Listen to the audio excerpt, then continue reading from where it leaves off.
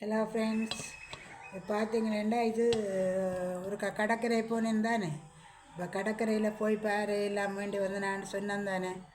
அந்த மீன் தான் இப்போ நான் நினைக்கிறேன் ஒரு 3 கிழமை வரும் போல் இருக்குது.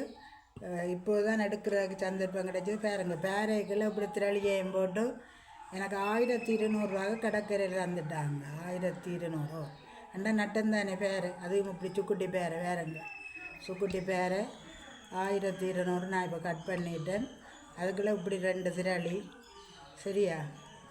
அப்போ அதுண்டே தான் எடுக்கிறேன். பார்த்தீங்களேண்டா இந்த உண்மையாக அந்த கத்திரிக்கோளும் ஒரு நல்ல ஒரு விஷயந்தான். நல்லது. நாங்கள் கத்தியாலே எனக்கு வெட்ட சரி வராது. எனக்கு வெட்டியும் பழக்கம் இல்லை. அதான் முதலாக சொல்லணும்.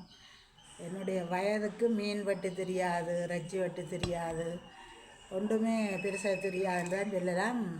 ஆனால் இப்போ இந்த கத்திரிக்கோள் இருந்தபடியாக ஒருத்தரையும் கேட்காம இந்த கத்திரிக்கோள் உதவி செய்யுது. பார்த்தீங்களா, கத்திரிக்கோளாலே தான் நாங்கள் முள்ளையும் வெட்டலாம், இந்த குடல் பகுதியையும் வெட்டலாம். நல்ல உதவியாக இருக்குது இந்த கத்திரிக்கோள். இல்லாட்டா நாங்கள் போய் என்ன செய்யணும்,